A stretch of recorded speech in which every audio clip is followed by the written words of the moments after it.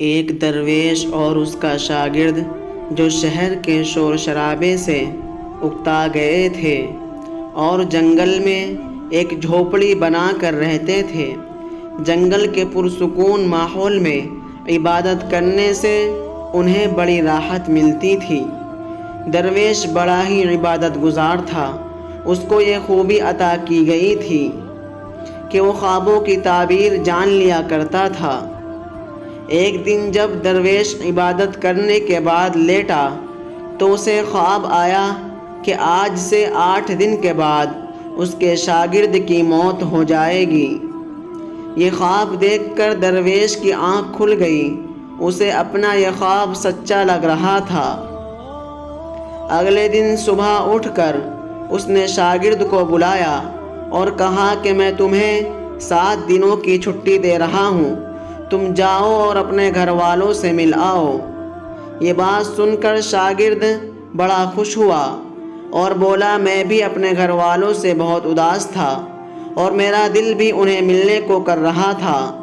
درویش نے کہا کہ ٹھیک ہے تم اب چلے جاؤ، لیکن یاد رکھنا کہ 8ویں دن کی شام ہونے سے پہلے تمہیں ہر حال میں واپس پہنچنا ہے۔ شاگرد نے ہاں میں سر ہلایا اور بولا ٹھیک ہے میں پہنچ جاؤں گا۔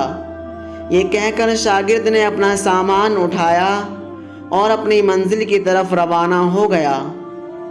اسے درویش کے چہرے پر الوداعی مسکراہٹ تو نظر آئی تھی، لیکن وہ اس کی آنکھ میں چھپے ہوئے درد کو نہیں دیکھ پایا تھا۔ درویش اسے دور جاتا دیکھتا رہا۔ اسے یقین تھا کہ اب وہ اسے دوبارہ کبھی نہیں دیکھ سکے گا۔ شاگرد کے گاؤں کے راستے میں ایک ندی تھی۔ جب وہ ندی پار کرنے لگا تو اس نے دیکھا کہ ندی کے کنارے چیٹیوں نے اپنا بل بنایا ہوا ہے، جس میں شاید لاکھوں چیٹیاں رہتی تھی۔ ان میں سے کئی چیٹیاں اندر باہر آ جا رہی تھی۔ وہ ایک دوسرے سے ٹکراتی اور راستہ بدل لیتی۔ شاگرد کافی دیر انہیں دیکھتا رہا۔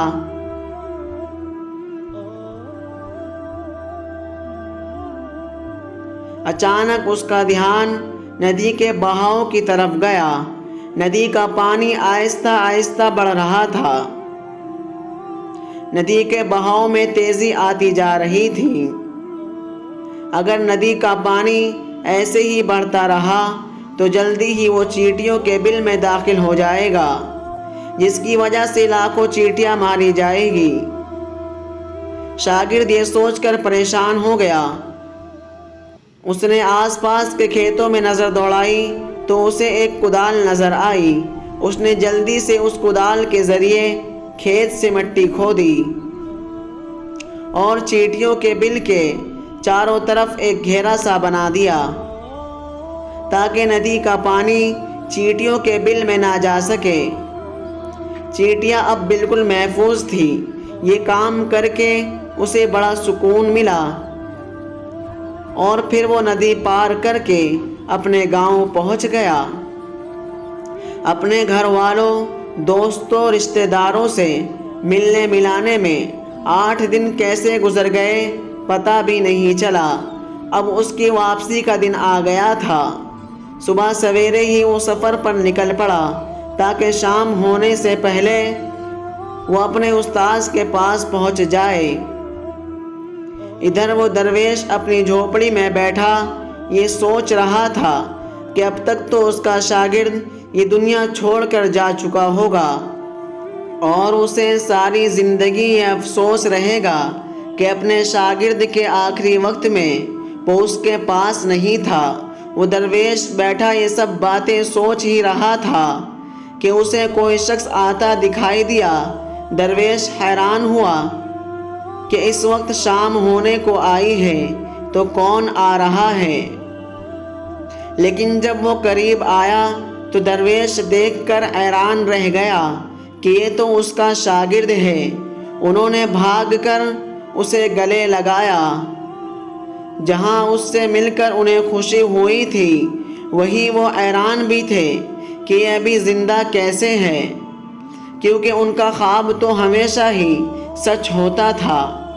درویش نے پوچھا کہ یہاں سے جانے کے بعد جو بھی تم نے کیا ہے وہ سب مجھے بتاؤ۔ تب شاگرد نے چیٹیوں والی کہانی درویش کو سنائی۔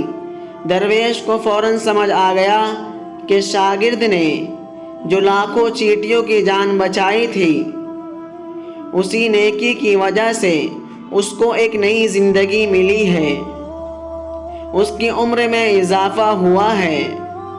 اس کہانی سے ہمیں یہ سبق ملتا ہے کہ زندگی میں ہمیں اچھے کام کرتے رہنا چاہیے۔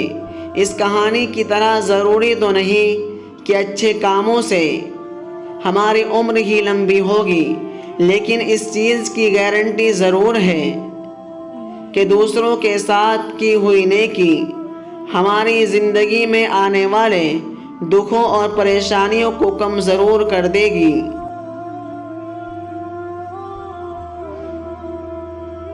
جب آپ کسی کی مدد کر رہے ہوتے ہیں تو آپ کسی کی مدد نہیں بلکہ آپ تو اپنی ہی مدد کر رہے ہوتے ہیں،